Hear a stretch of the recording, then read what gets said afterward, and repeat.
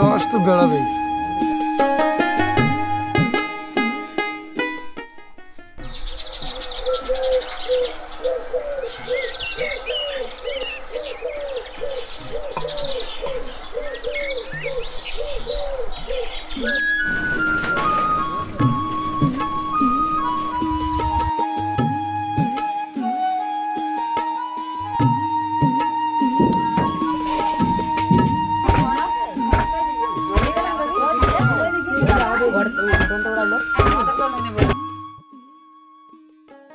আসসালামু আলাইকুম, আমি মাহিন আপনাদেরকে স্বাগত জানাচ্ছি আমার আরো একটি নতুন ভিডিওতে।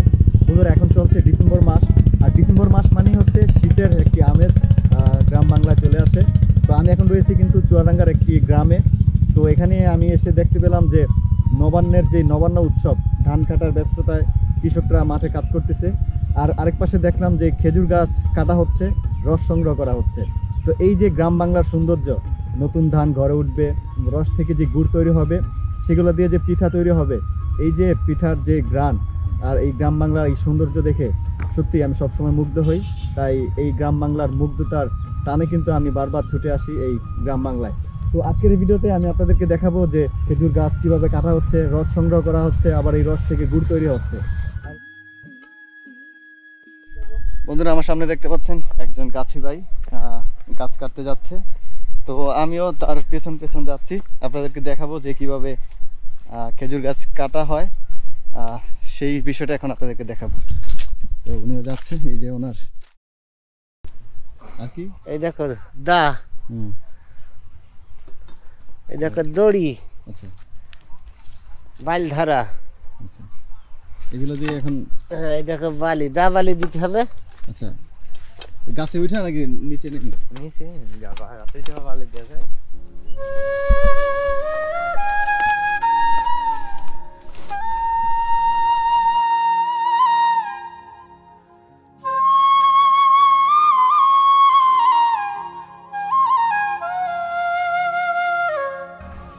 তো রস বেরোতেছে, রস তো বেড়াবেই।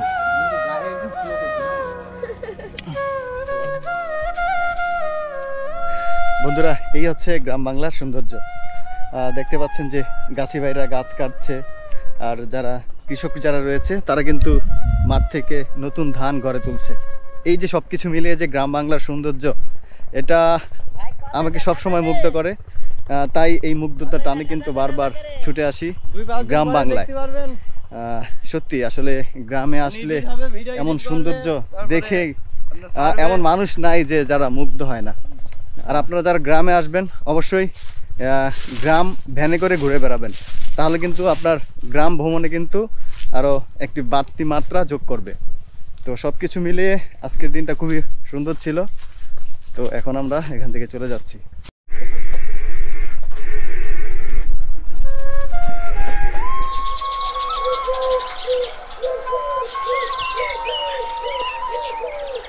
বন্ধুরা দেখেন, গাছ থেকে রস সংগ্রহ করা হয়েছে, আর এখন সেই রস বাড়িতে বাড়িতে করে নিয়ে যাচ্ছে।